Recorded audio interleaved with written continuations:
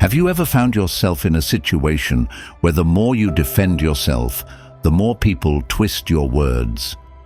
Where fighting for justice, respect, or truth only makes you look desperate, while the real offenders walk away untouched? What if I told you that the moment you stop explaining, stop chasing, and stop reacting, karma starts working in your favor? Think of a snake biting its own tail. The more it struggles, the deeper the wound. But when it stops resisting, nature takes over and healing begins. Or imagine throwing a stone into a lake. The ripples expand outward, but they always return to the center. That's karma. What people send out eventually comes back to them. The lies they spread, the harm they cause, the betrayals they commit, it all returns to them, whether they realize it or not. And here's the secret. The moment you choose silence, the weight of their own actions finally falls back on them. Their own energy turns against them. You don't need to fight every battle. You don't need to chase justice. You don't need to prove your worth. Silence is your greatest weapon. But when should you step back and let karma handle what words never could? Stay with me, because the last one will shift your entire perspective. Let's begin.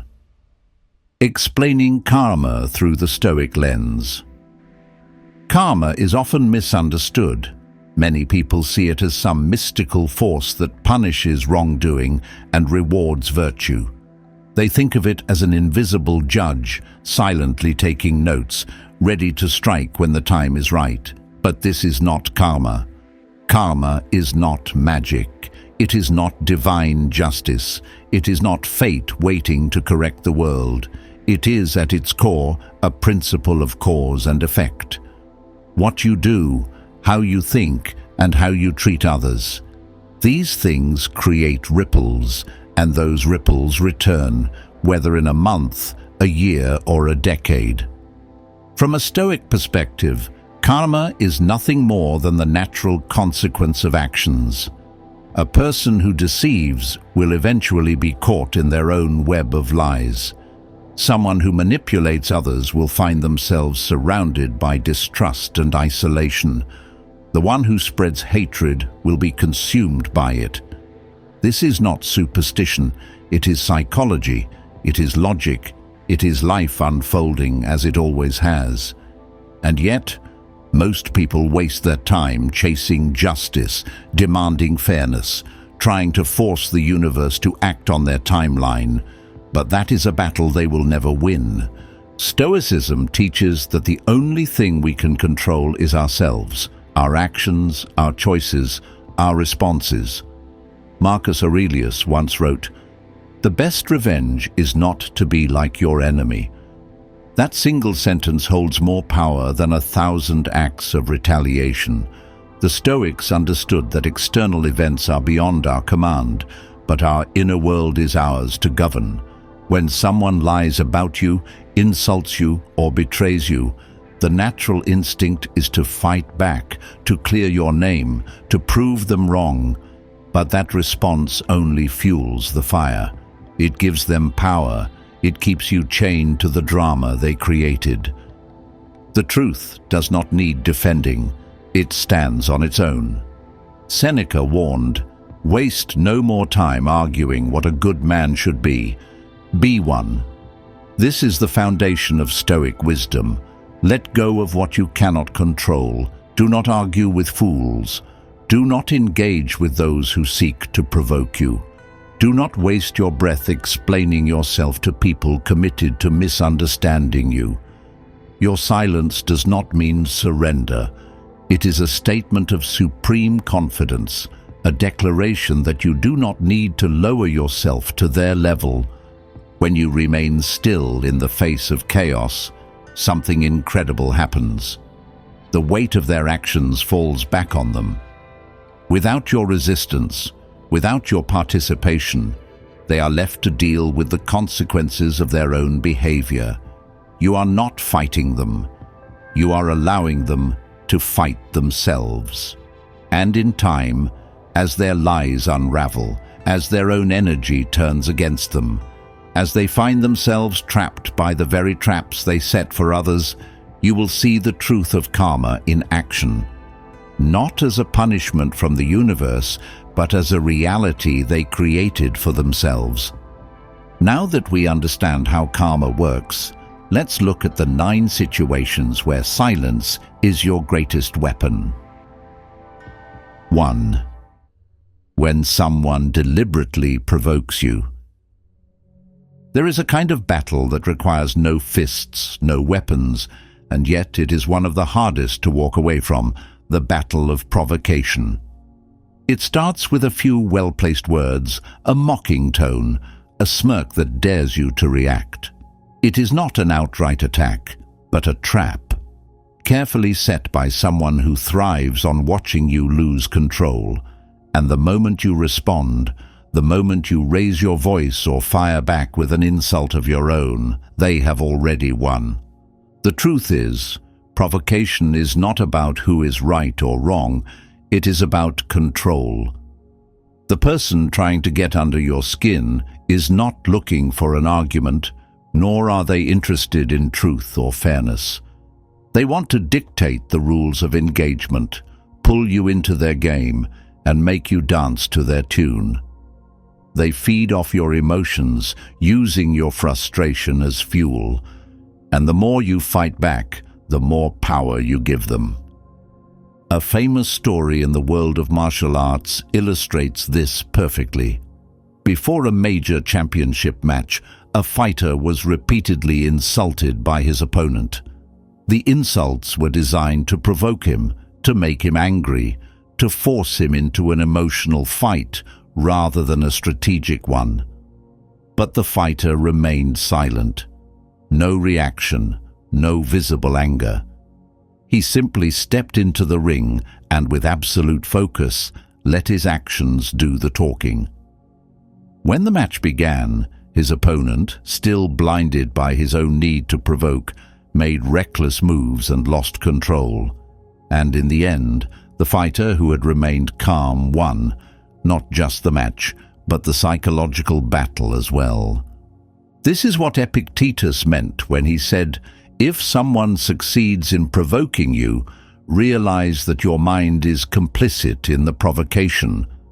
The Stoics understood that no one has power over you unless you give it to them. Your reaction is the weapon they need to harm you. But if you refuse to engage, if you remain centered, their provocation collapses under its own weight. Imagine this in your own life. Someone insults you in front of others, hoping to humiliate you. A co-worker makes a sarcastic remark, waiting for you to snap. A family member pushes your buttons, knowing exactly what to say to ignite your anger. If you react, you give them exactly what they wanted, proof that they can control your emotions. But if you stay calm, if you look at them with indifference, if you say nothing at all, the power dynamic shifts instantly.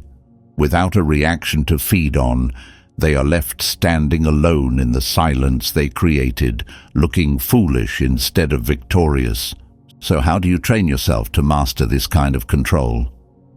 Pause, breathe, observe. When someone provokes you, stop for 3 seconds and ask yourself, will my reaction change anything, or will it only give them what they want? In most cases, you will realize that engaging will not serve you. And when you learn to let go of the need to respond, you gain something far more powerful, true freedom over your own mind.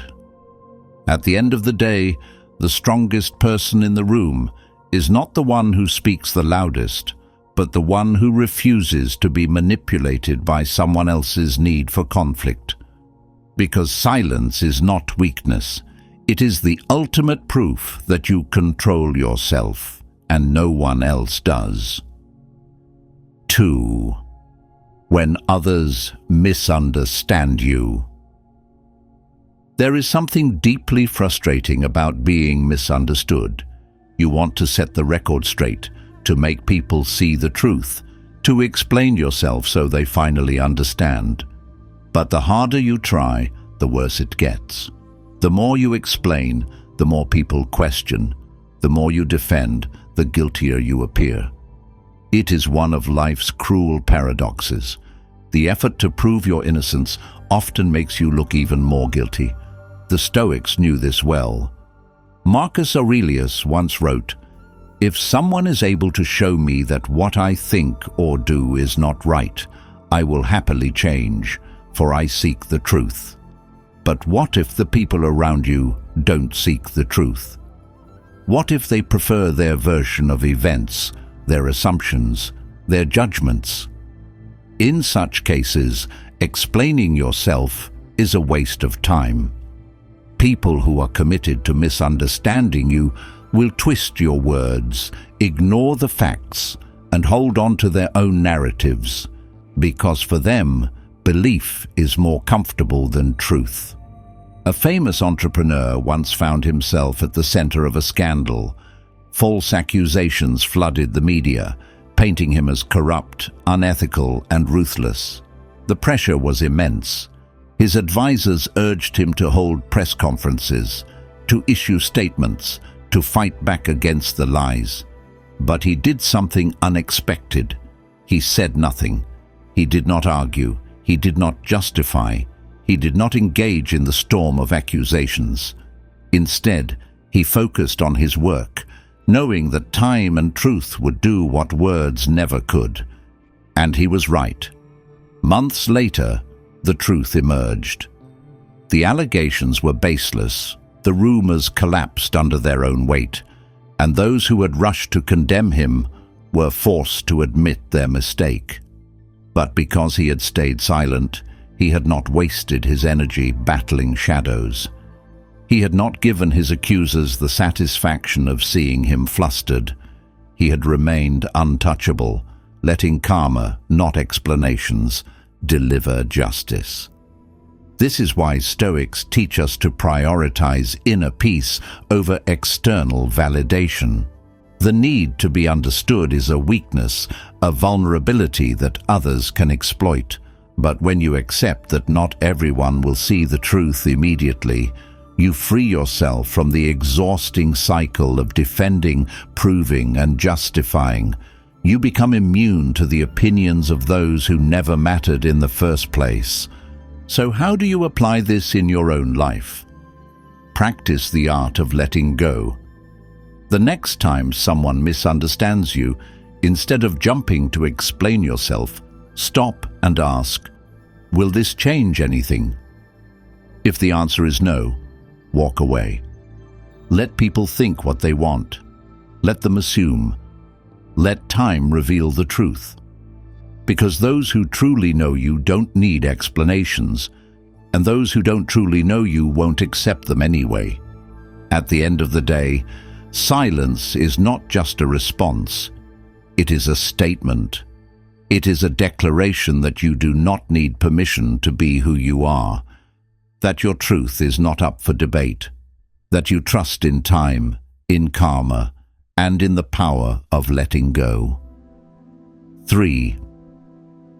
When someone criticizes you out of jealousy. Criticism can be constructive. It can help you grow, refine your skills, and improve. But not all criticism is born from wisdom. Some of it comes from envy.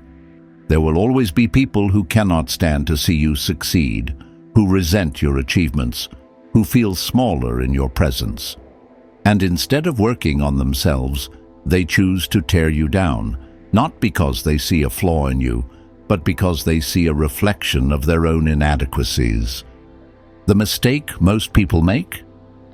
They try to defend themselves. They try to prove that they deserve their success, that they worked hard for it, that they didn't cheat their way to the top. But here's the truth. Jealousy does not listen to logic. The more you explain, the more ammunition you give. Because for those who criticize out of envy, it was never about facts. It was about emotion. A young professional named Daniel learned this the hard way. He had just received a major promotion at work, a position he had worked tirelessly for. But instead of congratulations, he noticed a shift in the atmosphere. Whispers behind his back, cold stares, subtle jabs disguised as jokes. One colleague in particular, who had been passed over for the same position, began spreading rumors, claiming Daniel had only gotten the job because of favoritism. At first, Daniel wanted to defend himself. He wanted to confront the lies, to clear his name. But then he stopped. Because he realized something profound, his work would speak louder than any defense he could give. So instead of engaging in office politics, he doubled down on his performance. He let his results silence his critics. And over time, they did. The jealous co-worker, having no real foundation for his accusations, exposed himself as bitter and insecure. Meanwhile, Daniel thrived, earning the respect of those who mattered. This is what the Stoics meant when they said, "Imitate the behavior you respect and ignore the behavior you despise." The best response to envy is not retaliation, not explanation, but excellence. When someone criticizes you out of jealousy, understand this: their words say more about them than they do about you. A confident person does not feel threatened by the success of others. A person who is truly at peace with themselves does not need to belittle someone else's achievements. Their jealousy is not your problem to solve, it is their burden to carry. So what should you do? Stay silent. Keep working. Keep growing. Let your success be your only response. Because when you refuse to engage, when you rise above, when you let karma handle the bitterness of others, you achieve something they never will: freedom. At the end of the day, envy is a battle you never need to fight. The only way to truly win is to walk away and keep winning in life. 4. When others refuse to listen. There is nothing more exhausting than trying to reason with someone who has already decided not to understand. You lay out the facts, you present the logic, you explain with clarity, and yet it feels like speaking to a brick wall. Their mind is made up, not based on truth, but on ego, emotion, or sheer stubbornness. The more you argue, the more they resist. And the harder you try to convince them, the more you waste your own energy. The Stoics understood this well. You cannot force someone to listen. You cannot inject wisdom into a closed mind. And most importantly, you cannot reason with someone who values winning an argument more than discovering the truth. A renowned professor once made this mistake. He spent hours debating with a man who was adamant that the earth was flat. The professor brought scientific evidence, logical explanations, and historical proof. He demonstrated physics, referred to space exploration, and even simplified complex ideas to make them accessible. But no matter what he said, the man refused to change his mind. Instead, he dismissed every fact as part of a conspiracy, every argument as manipulation, and every piece of evidence as irrelevant. Eventually, the professor realized the truth. This was not a debate. This was a performance. The man was not looking for knowledge. He was looking for attention, for validation, for a battle where he could feel superior simply by refusing to change. And in that moment, the professor did the only intelligent thing left to do. He stopped talking. Silence is the ultimate answer to ignorance. Marcus Aurelius once wrote, "Waste no more time arguing what a good man should be. Be one."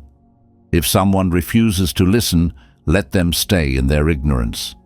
Let their beliefs remain their burden, because in the end, no amount of truth will reach someone who is unwilling to hear it. The lesson: Do not argue with fools. The moment you recognize that someone is arguing not to understand, but to defend their ego, step back. Do not lower yourself to their level. Do not waste breath on a conversation that has no purpose, because your silence will do more than any argument ever could. It will expose the futility of their stubbornness. So next time you find yourself debating with someone who refuses to listen, ask yourself, is this worth my peace? If the answer is no, walk away. You have nothing to prove to someone who has already chosen to be blind. At the end of the day, the wisest people are not those who win every argument. They are the ones who know when to stop speaking and let the truth reveal itself over time. 5. When someone insults you without reason. There is an instinctive reaction to being insulted, a rush of anger, a need to defend yourself, a desire to fire back with something even sharper. But what if responding is exactly what your attacker wants? What if your silence is more powerful than any retort you could come up with? An insult is not just an attack on your character, it is an invitation to a fight. And the moment you respond, you step onto their battlefield, playing by their rules. But what happens when you refuse to play? One of the greatest athletes in history demonstrated this perfectly.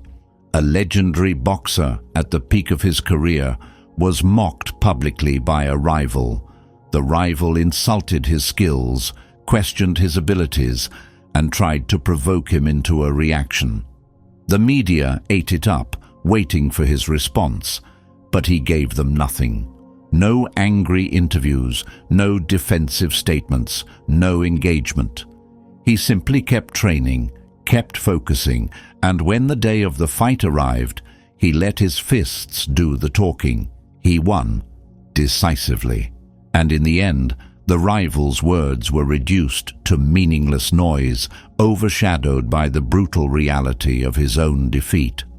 This is what Epictetus meant when he said, "If you hear that someone is speaking ill of you, instead of defending yourself, just say, 'He obviously doesn't know me well,' or he would have mentioned more than that." Insults are a test of your emotional control. When someone throws words at you, they are hoping to see a reaction. They want to see you flinch, stumble, get defensive. But when you remain calm, when you offer nothing but indifference, you steal their power. Imagine this scenario. You're at a family gathering and a relative takes a public jab at you. Still single? Maybe it's time to lower your standards. The room goes silent, eyes turn to you, waiting for your reaction. You have two choices. You can defend yourself, making the moment bigger than it needs to be, or you can smile, take a sip of your drink, and say nothing. In that silence, the weight of their words shifts back onto them. Suddenly, they look petty, desperate for attention, and you remain untouchable. So how do you master this skill? Practice detachment. The next time someone insults you, before reacting, ask yourself, does this person's opinion define me? If the answer is no, then their words are as insignificant as the wind passing through the trees, heard but not felt. At the end of the day, dignity is silent. The moment you realize that insults only have power if you let them, you become unstoppable. Because the strongest person in the room is not the one who speaks the loudest, but the one who refuses to be controlled by the words of others. 6. When your emotions overpower your reason. There is a moment just before you say something you will regret, where you can feel the words rising in your throat. Anger tightens your chest, frustration clouds your mind, and the need to react becomes overwhelming. And in that instant, you are faced with a choice: to give in to the storm of emotion or to master it. The most dangerous words are the ones spoken in anger. They escape before you have time to think, cutting through relationships, shattering trust, and leaving behind damage that cannot be undone. An argument once spoken cannot be unspoken. A wound once inflicted does not heal overnight. A successful businessman once learned this lesson the hard way. During a high-stakes negotiation, his patience wore thin. The other party was being deliberately difficult, pushing his buttons, trying to make him crack. And then he snapped. He raised his voice, accused them of bad faith, and stormed out of the room. But what he did not realize in that moment of fury was that the deal was already leaning in his favor. The other side had been preparing to compromise. But his outburst, it changed everything. The deal fell apart, and in the weeks that followed, he could not undo what had been said. He learned a painful lesson. What feels good in the moment often costs you everything in the long run. The Stoics understood this deeply. Anger is momentary madness. It convinces you that you must speak, that you must react, that you must win. But Epictetus warned against this, saying, "Any person capable of angering you becomes your master, because the moment someone controls your emotions, they control your actions." Silence, in these moments, is not weakness, it is wisdom. It is the discipline to hold your tongue when every part of you wants to lash out. It is the strength to sit with your feelings, to let them settle, to regain clarity before making a decision you will have to live with. Imagine a heated argument with someone you care about, a partner, a sibling, a friend. The words are flying back and forth, and then suddenly, one person stops. They go quiet. They take a breath. They refuse to engage in a battle that leads nowhere. That silence is not surrender, it is control. It signals that they will not let temporary emotions destroy something permanent, and more often than not, it changes the entire energy of the conversation. So how do you master this? Pause, breathe, walk away. When you feel emotions taking over, when you sense yourself about to say something out of anger, force yourself to stop. Give yourself 10 minutes. If after 10 minutes you still feel the same way, then speak. But most of the time you won't, because emotions, like waves, rise and fall. And if you wait long enough, clarity returns. At the end of the day, the greatest battles are not fought with others, but within yourself. And the strongest person is not the one who wins the argument. It is the one who never lets emotions make the decisions for them. 7. When silence is the strongest answer. There are times when words add nothing, when explanations change nothing, when arguing serves no purpose. And in those moments, silence is not just a response, it is the ultimate statement. Some of the most powerful victories in history were won, not through loud proclamations, but through quiet, unwavering strength. Because silence, when used correctly, is more cutting than any insult, more powerful than any speech, and more final than any debate. A man once found himself accused of something he did not do. His colleagues whispered behind his back. His superiors questioned his integrity, and even those who once stood beside him began to doubt. He had every reason to defend himself. He could have protested, fought, and tried to force people to see the truth. But instead, he chose a different path. He said nothing. He continued his work, held his head high, and let time do the talking. At first, the silence frustrated his accusers. They expected a reaction. They wanted him to flinch, to argue, to give them something to attack.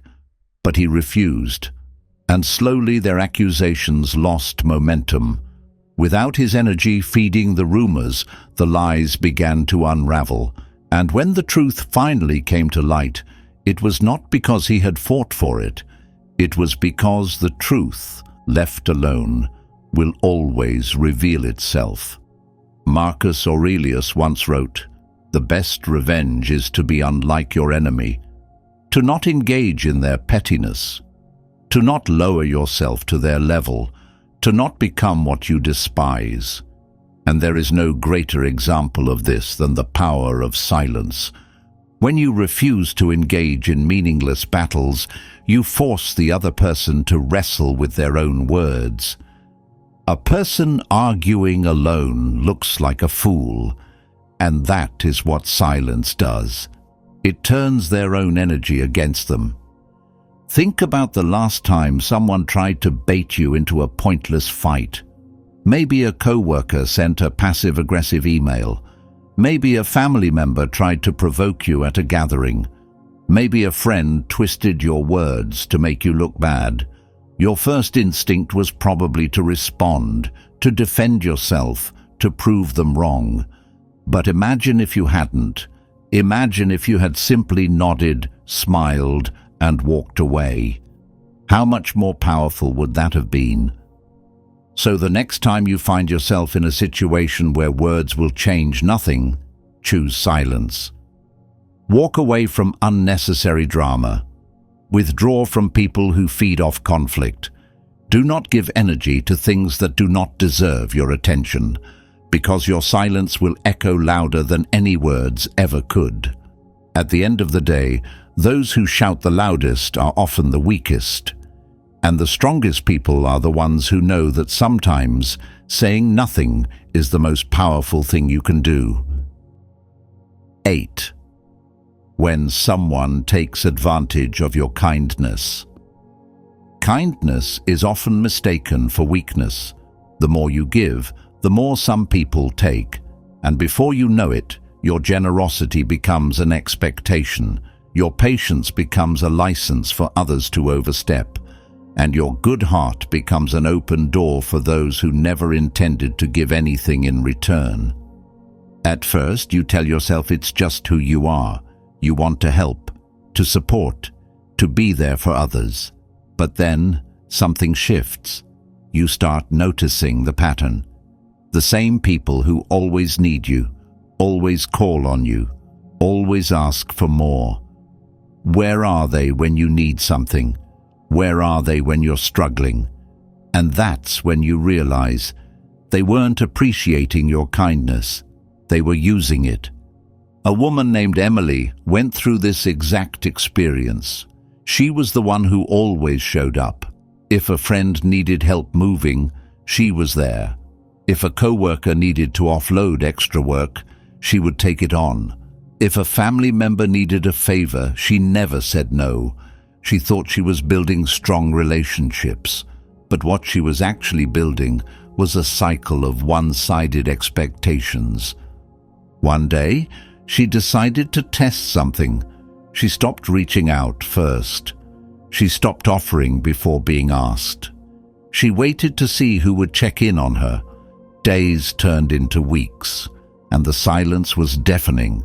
Those who once flooded her phone with requests had disappeared.